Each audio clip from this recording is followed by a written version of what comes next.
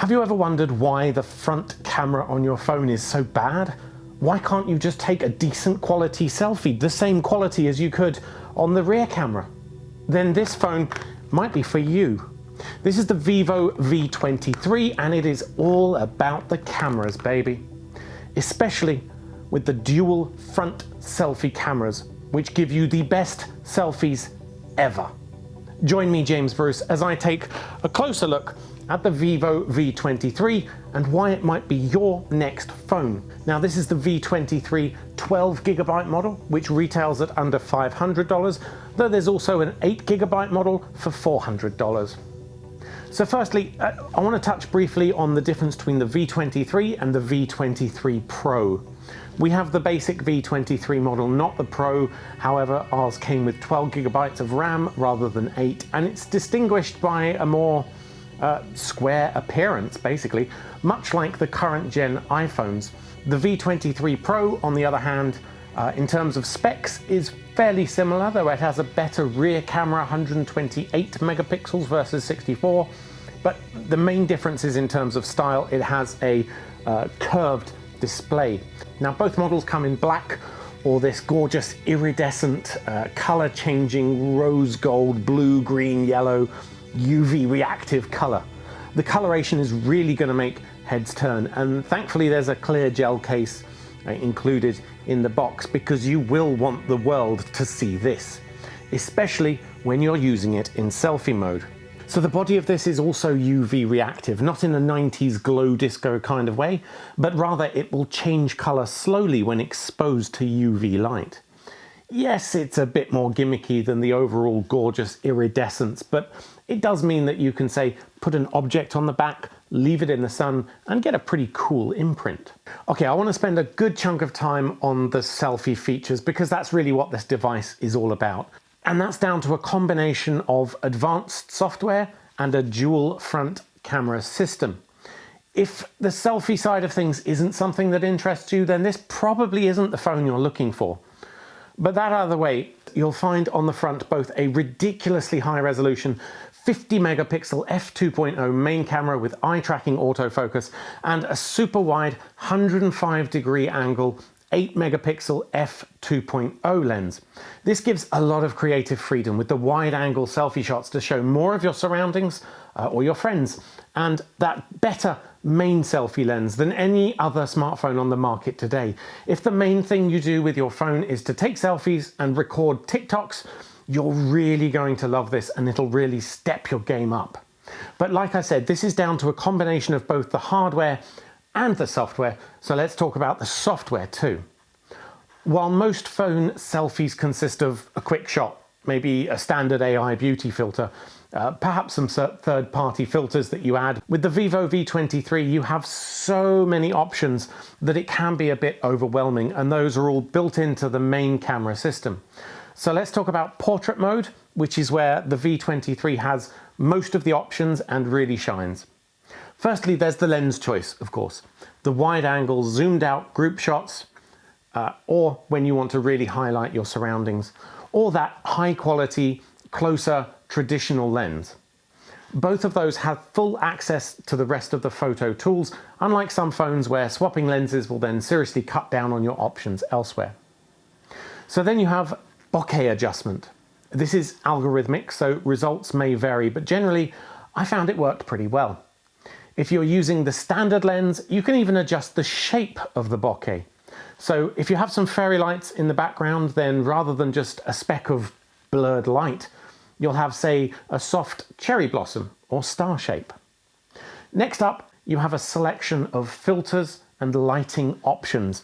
So as well as sort of classic filters you're probably already familiar with, you can also add, say, a teal orange film lighting look or a neon pink and purple cyberpunk style. From there, we get to the vast array of beauty, makeup, and posture options, so bear with me. With beauty adjustments, you can buff out blemishes, change your skin tone, whiten up. Remember, this is primarily designed for an Asian audience where whiter than white is classical beauty. You can change your facial structure, move your chin, widen things, make them slimmer, change the distance between your eyes. If you're doing profile shots, you can make your nose a bit smaller. You could make your eyes enormous like an anime girl, and your preferences will then be saved for next time. So if you have a particular look you like, you don't have to go in and redo everything again. The power of what you can do with this is frankly quite terrifying, but I'm not finished yet though. On the makeup tab, you can literally apply a variety of ready-made makeup styles or completely customize them, different shades of lipstick, etc. That said, it didn't work on my decidedly Western ham-coloured face, though it worked great on my Chinese wife. So again, your results may vary. Finally, if you're struggling to come up with the next great selfie, you might really appreciate the posture tab, which shows you an example shot in the corner and puts an outline template on the screen for you to then match. Honestly, this is great. It's even got couple styles or group shots to play with. Now, apart from posture, of course, this is probably nothing you couldn't do in post editing yourself through your choice of app, but having it right there while you're actually taking the shot, the live adjustment and the preview, the ability to save your own custom makeup styles. So if you have a particular look you really want to try like a series of shots for, it's really, really cool. Of course, it's not just portrait shots either. If you're using the main selfie lens, you can actually record in 4K 30 FPS or 4K 60 FPS if you have the Pro model. Now, it's a slightly bit lower for the wide-angle camera. However, the fact that you can even record video from that wide-angle lens is very cool. A lot of phones will just turn off video mode for those extra lenses. You also get access to some of the AI beauty filters. Not the live makeup, however, and not the lighting adjustments, just the actual beauty filter bits. Of course, for myself and Sakura here, there's very little you can do to improve upon perfection. Isn't that right, Sakura? Yes. Yeah. So just to demonstrate the recording video from the wide-angle camera here, I had to drop down to 1080p and turn off HDR, but as you can see, you can still get great quality video from that wide-angle lens. Yuri, say hi. Yeah. Oh, and I almost forgot, there are two front LEDs to brighten up your shots, or you can use what they call Aura, which seems to use the phone screen as a sort of soft light box.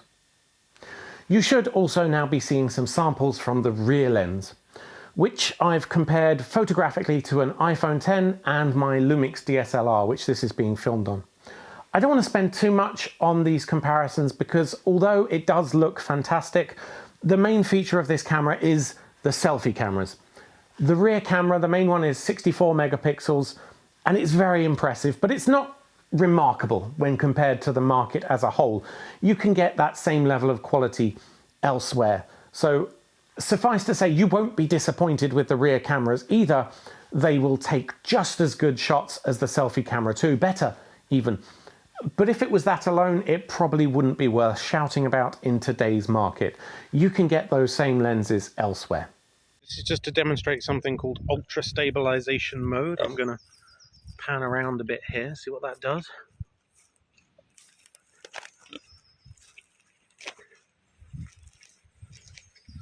So I'm walking around on very uneven ground, and it's actually doing a pretty good job, isn't it? Of course, it does cut the video off a bit, so if I switch out to standard stabilization here, then you can see the difference in the picture crop. These are taken on the main rear camera. And again, let's swap over to wide angle to see what that looks like. So this is recording 1080p from the wide angle rear camera with standard stabilization mode on. Again, just walking around over the uneven ground. Whoop, got caught in a bramble there. Hey, Sakura. You can't eat this. They won't be pleased with that. Okay, so we've talked about the cameras, and they are the most impressive part of the phone. Now let's talk about everything else. In terms of other specs then, the device weighs a scant 181 grams without the case, and a mere 7.5 millimeters thick, though obviously it's slightly heavier and slightly thicker with that case on. There are bezels, but they are very slimline, so you have a large 6.44 inch FHD Plus display, or 1080 by 2400 pixels, which works out at about 400 pixels per inch and is absolutely gorgeous. The notch, of course, is perhaps a little bit larger in this phone because it has the dual front cameras, but not a significant amount. The fingerprint sensor is buried just underneath the main display, and if it detects motion it sort of lights up like that, so you don't need to guess where it is. It's very neat and definitely better than having it slap bang in the middle of the back of the device or something awkward along the edge. Overall, I really like the design. It's not fussy. There's the power and volume buttons on the side, and then a USB-C and SIM tray with speaker on the bottom. It looks good and it feels good in your hand. For the type of buyer who this is aimed at, who also wants their phone to be a fashion accessory, this definitely fits the bill. There's also a 42,000 milliamp hour battery with up to 44 watt charging, for which a suitable adapter is included in the box. What a remarkable concept, a phone coming with a charger. Well, I never.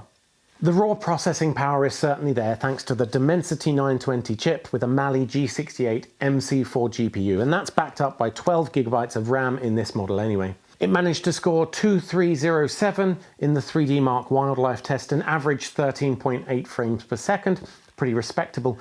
Geekbench 5 gave it 731 single core, 2136 multi-core and 2779 GPU compute, which is about what we'd expect from a mid-range device. You certainly won't have trouble running anything on this. I tried Genshin Impact, admittedly not something I'm familiar with, but apparently it's a thing nowadays, and that ran pleasantly well. Never seemed to experience any slowdown during the early fight stages anyway. Now, the screen supports up to 90 Hz for really fast-paced games. You can either allow it to automatically ramp up when needed, or just lock it in at 90 or 60, depending on your use case, as not all of apps seem to support the automatic switching. With 256 gigabytes of storage, you'll also have plenty of room for all the high-resolution selfies you could possibly need, as well as many epic anime-based online games as you wish. Audio, however, is unimpressive, and there's a single speaker on the bottom here.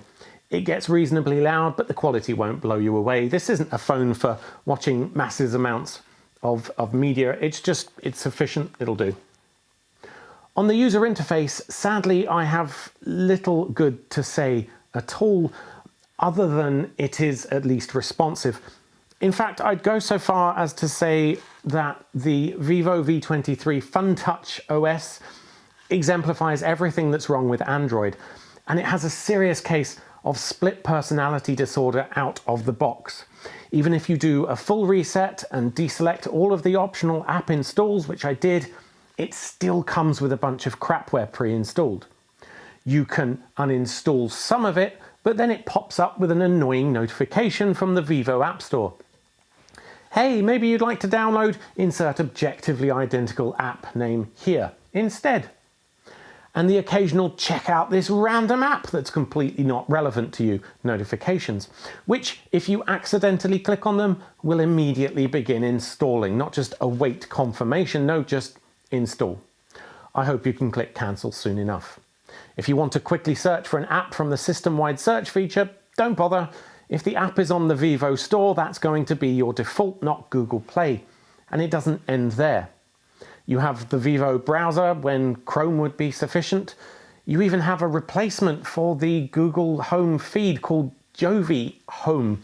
Then you have an annoying system security scanner thing that seems to be permanently asking me to scan my apps, which I wouldn't need to do if I stuck to the Google Play Store only. And by the way, you can't silence those system notifications. Not allowed. Why, oh why, do manufacturers think this kind of bloatware is actually acceptable? It really isn't. Now, I'm pretty sure this is because Google services aren't available in certain regions. However, it would be nice if, for regions where it is available, you actually had the option to disable all the customized stuff and preferably just have a stock Android install with apps for standout features like the camera. I don't know anyone who is buying a Vivo phone because they prefer FunTouch OS. That's really not a thing. And yes, I know some of you are shouting out, oh, just use ADB to freeze or uninstall the unwanted apps and then replace the launcher. And I'm sure that's an option if you're technically minded, but given that this phone is aimed at selfie-loving teen girls, we shouldn't have to do that. With all that said, in terms of general usability outside of the bloatware, it's great. The under-screen fingerprint reader mostly worked reliably, responsively, as did the face unlock. There we go. And the phone UI is always snappy, no doubt helped by the 12 gigabytes of RAM and the dynamic screen refresh rate. It's just disappointing that you'll need to go through so much customization to get rid of things that shouldn't be there in the first place, and it mars what would otherwise be a really fantastic, dare I say it, fun smartphone. Anyway, battery life, not an issue.